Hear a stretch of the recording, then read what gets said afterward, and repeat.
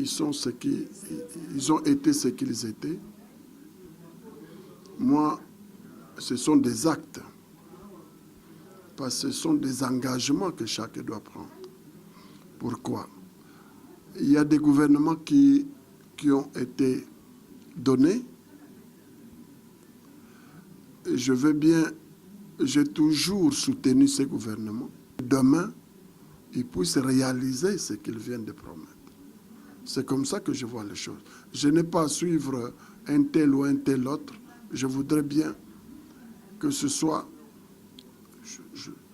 les gens peuvent faire ce qu'ils peuvent faire, mais à la fin, alors, c'est eux qui nous donnent ce calendrier de 2017.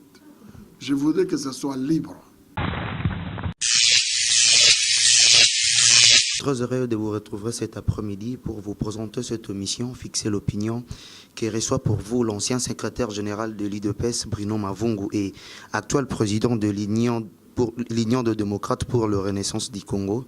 Bonjour, monsieur Bruno Mavungu. Bonjour. Comment vous allez? Non, je me porte bien. Bruno Mavungu, au vu des médias, vous êtes un peu rare ces derniers temps et pas actif. Je ne sais pas si se dit à quoi.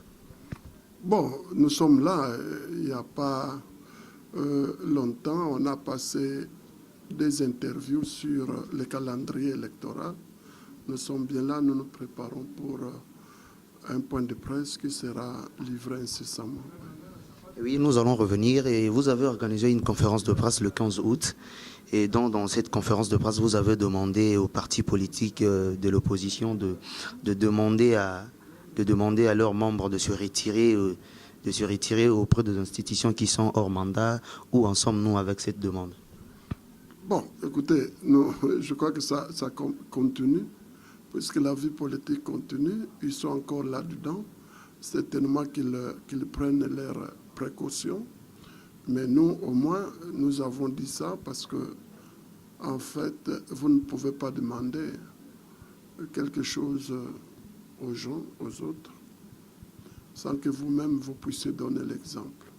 Nous, l'opposition, nous voulons que, en fait, nous savons que le mandat est terminé. Je crois que il aura fallu que nous montrons l'exemple. Pensez-vous avec cette démarche de demander à tous les différents membres de l'opposition que vous allez aboutir à organiser les élections et vous allez mettre pression au pouvoir en place d'organiser les élections? Oui, mais ça fait partie des pressions. Et nous pensons que nos partenaires nous ont certainement qu'ils nous ont entendus et qu'ils prennent ça au sérieux. Voilà. Oui, après votre conférence de presse du 15 août, quelques jours après, un mois après, maintenant, la CENI a publié le calendrier électoral. Je ne sais pas si vous avez une petite réaction par rapport au calendrier électoral. Mais moi, j'ai une réaction plutôt positive. Et parce qu'il fallait un calendrier, c'est ce qui était attendu. Et ce calendrier-là, je crois que c'est quand même un pas de plus qui est fait. Et maintenant, nous devons... il faudrait que le Parlement, l'Assemblée nationale comme le Sénat, accomplisse son rôle pour produire des textes dont on aura besoin pour réaliser l'élection. Il faut que le gouvernement alloue un budget pour les élections. Et il faut que le gouvernement aussi assure la sécurité, comme il l'a toujours fait, la sécurité au niveau national. Il faut que nos partenaires aussi nous aident dans la logistique, comme un peu aussi dans les finances. C'est tout ce que nous devons attendre. Et je ne pense pas qu'une année, oui, c'est de plus, mais si on peut réaliser ces élections dans ces délais-là, je crois que ce serait une bonne chose. Oui, merci, M. Bruno Mavung. Le porte-parole de votre ancien parti l'a dit, je sais pas, il a dit très haut dans les différents médias qu'il n'a pas confiance au président du CENI. Il a dit que non, le président de la CENI peut dire que non, on peut organiser les élections le lundi. Aujourd'hui, nous sommes vendredi, il peut dire que non, on peut organiser les élections le lundi. Arrivant le lundi, il ne sera pas à mesure d'organiser les élections. Selon lui et votre ancien parti, il pense que M. Nanga joue le jeu de la majorité. Je ne sais pas, vous avez dit que c'est déjà un pas. Avec ce pas-là de calendrier électoral, êtes-vous vraiment sûr que Corneille Nanga sera à mesure d'organiser les élections le 31 décembre 2018? Écoutez, je crois que moi, je ne suis plus d'accord de ficher quelqu'un qu'un tel est ceci, un tel est cela. Nous n'allons pas fabriquer de gens. Nanga n'est pas le premier à être le président de la CENI. Nous en avons déjà connu. Ils ont été ce qu'ils étaient. Moi, ce sont des actes, parce que ce sont des engagements que chacun doit prendre. Et c'est pourquoi, d'ailleurs, je ne voudrais pas qu'on force la main pour négocier encore ces délais. Je voudrais bien, pour ma part, qu'on les laisse libres, qu'on accepte les délais tels qu'ils sont, que demain, qu'on ne trouve pas d'autres prétextes. Oui, c'est comme ça que vous voyez les choses. Il y a une grande partie du rassemblement qui ne sont pas d'accord pour le fichier électoral et pour le calendrier électoral plutôt. Je ne sais pas si Bruno Mavungu partage le même avis que le parti prenant du rassemblement. Moi, je vous dis que je ne partage pas ce point de vue-là. Moi, j'ai dit, je voudrais bien être positif.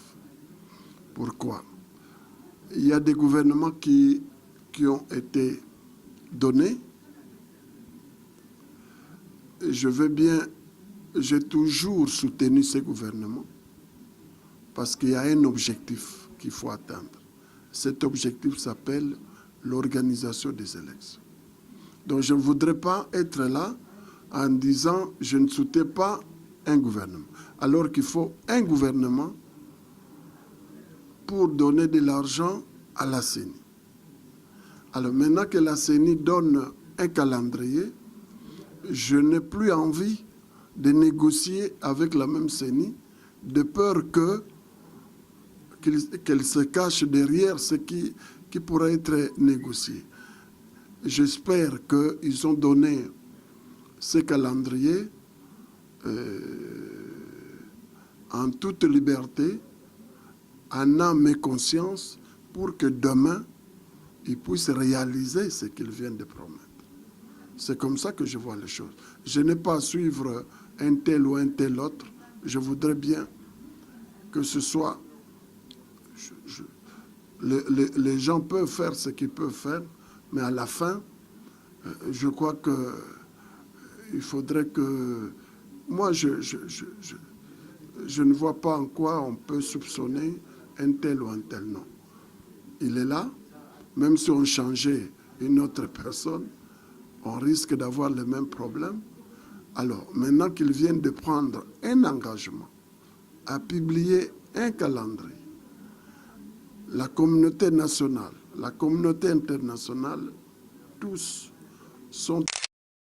Je crois que nous devons les aider à accomplir leurs tâches en acceptant ce calendrier. Oui, en acceptant ce calendrier, vous venez de dire tout à l'heure ici que non, l'objectif c'est organiser les élections. Mais s'il arrive que nous sommes arrivés le 31 décembre 2018, qu'il n'y a pas eu l'organisation des élections, quel est le plan que vous, de l'opposition, vous êtes en train de préparer s'il n'y a pas eu les élections le 31 décembre 2018? Il n'y a pas eu élection en 2016, au plus tard décembre 2016. Il n'y aura pas élection au mois de décembre 2017. Alors, c'est eux qui nous donnent ce calendrier de 2017. Je voudrais que ce soit libre. Parce que nous avons été à l'OIA, il y a eu des dates qui étaient avancées. Peut-être qu'ils ont donné ces dates. Effectivement, nous avons négocié cette date. À la CENCO, la date aussi a été négociée. C'est pourquoi j'ai dit, cette fois-ci, pour ma part, qu'on ne négocie rien. Ils ont donné une date, le 31 et le 23 décembre 2018. Eh bien, ce sont des personnes, ils ont besoin aussi de leur honneur. Donc, je ne vois pas qu'on puisse ramener. Moi, je me mets à leur place pour dire que ça ferait quand même de plus. Oui, trop cher internaute, allez-y comprendre que le président Bruno Mavungo a dit qu'il se met dans leur place. Et je voulais savoir, président, si en décembre 2018, il y aura les élections, vous allez soutenir quel candidat? Vous-même, vous serez candidat, ou il y a un candidat que vous pensez que vous allez soutenir? Mais nous ne sommes pas encore là. Tout ce que je sais, c'est de parler de moi-même. Je serai candidat député national. Ça, c'est clair. Alors, maintenant, qui on va soutenir comme candidat président de la République? Puisque on ne sait pas qui sera candidat. Donc, nous attendons voir parmi les gens qui seront candidats à ce poste de président, nous allons choisir. Et si ça sera de côté du rassemblement, si ça sera peut-être Félix Tshisekedi, vous serez prêt à le soutenir? Non, je ne dis pas. Moi, je ne dis pas, je ne peux pas dire aujourd'hui un tel. Hein? Si je dis un tel et demain, il y a quelqu'un qui se présente avec beaucoup plus de garanties moralement, intellectuellement, qu'est-ce que je fais? Donc, il faut que je change. Il faut que quelqu'un me donne des garanties morales, des garanties intellectuelles, des garanties, toutes sortes de garanties. Hein, beaucoup de sagesse. Donc, je préfère attendre. Oui, merci. Très cher internaute, Bruno Mavungo a dit qu'il préfère attendre quelqu'un qui va lui donner de garanties morales, tout ce qu'il vient de dire tout à l'heure ici. Et pourtant, je voulais savoir quelle relation que vous entretenez aujourd'hui avec Jean-Marc Abound. Parce que l'IDPS vous accuse parmi les gens que les noms a été cités d'avoir suspendu Bruno Mavungo, mais aujourd'hui, vous ne faites pas partie de l'IDPS. Je ne sais pas quelle relation que vous entretenez aujourd'hui avec Jean-Marc Abound. On m'accuse quoi? Parmi les gens que le nom a été cité, que non, je ne sais pas si vous avez suivi Alain qui était le 2 derniers mois passés. Jean-Marc Abound a été suspendu du parti. Or, l'IDPS, le militant, les gens de l'IDPS eux-mêmes ne le savaient même pas. Et parmi les gens que le nom a été cité, Bruno Mavungo aussi a été cité, que non, c'est vous qui faites une campagne d'avoir suspendu le secrétaire général Jean-Marc Abound. Mais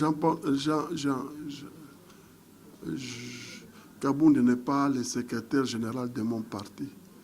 Je n'ai rien à voir dans la gestion de leur parti. Donc, comment je peux être là-dedans? Oui, c'est aussi une manière de fixer l'opinion et éclaircir l'opinion que non, votre nom a été cité rien que pour être cité. Non, vraiment, c'est pas sur le mot cité, vraiment, je ne suis rien de tout ça.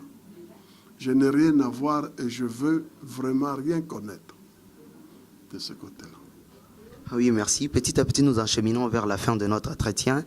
Président Bruno Mavungo, l'autre fois, je vous ai suivi, vous avez dit que l'IDPS n'est pas un patrimoine, que si le père n'est pas là aujourd'hui et demain son fils puisse le succéder, ça devait passer par les élections. Je ne sais pas si vous pouvez... qu'est-ce que vous avez voulu dire par là? Non. À l'époque, j'ai dit ce qu'il fallait dire. Aujourd'hui, je n'ai vraiment pas besoin de parler de notre parti politique. Je parle de mon parti, et je parle des affaires du pays et pas de notre parti. Au début de notre entretien, vous avez dit que non, il y a une conférence qui se prépare pour prochainement. Je ne sais pas, ça sera pour quand et cette conférence sera basée sur quoi? Non, mais la conférence, d'abord, toutes nos conférences se tiennent chez nous au siège en Chili, quartier 8, avenue Bantante numéro 8. Donc, mais c'est toujours pour fixer l'opinion sur l'ensemble des problèmes qui se posent au pays. Donc, voilà. Oui, merci, Président Bruno Mavungu. Nous sommes arrivés à la fin de notre entretien. Je ne sais pas si vous pouvez dire à l'opinion qu'est-ce qu'ils peuvent retenir de votre passage dans notre mission. Oui, mais qu'est-ce qu'il faut retenir? Pour le moment, on parle de beaucoup plus du calendrier électoral. Ce qu'il faut retenir, que pour nous, notre part, l'UDRC, accepte ce calendrier. Tout ce qu'il faut faire maintenant, c'est tout faire pour que les contraintes qui ont été présentées, en tout cas que les gens qui doivent aider pour que ces contraintes ne puissent pas nous bloquer demain, puissent agir. Il s'agit du gouvernement, il s'agit de la communauté internationale, il s'agit de l'Assemblée nationale, il s'agit du Sénat. Donc, que tout le monde puisse agir pour que ces contraintes qui ont été relevées ne puissent pas nous bloquer demain et que les élections puissent se tenir. Voilà. Oui, merci Bruno Mavungu. Nous sommes arrivés à la fin de notre entretien. Si vous avez un message à lancer auprès de vos militants ou à l'ensemble de la population congolaise, je ne sais pas s'il y a un mot à dire. Oui, le mot à dire, c'est que nous invitons la population à soutenir le calendrier, à soutenir les actions qui sont faites pour qu'on aille aux élections. Voilà. Oui, merci. Trop cher internaute de www.congo Réalité Vision, nous sommes arrivés à la fin de notre entretien et on a reçu pour vous le président Bruno Mavungu et on a essayé un peu de parler avec lui. Et restez toujours connectés et branchés sur notre site www.congo Réalité Vision pour vous informer, vous donner le détail de différentes informations qui se passent au pays. Et je suis vraiment très content d'être en face de vous. On se retrouve à la prochaine numéro. Bye bye.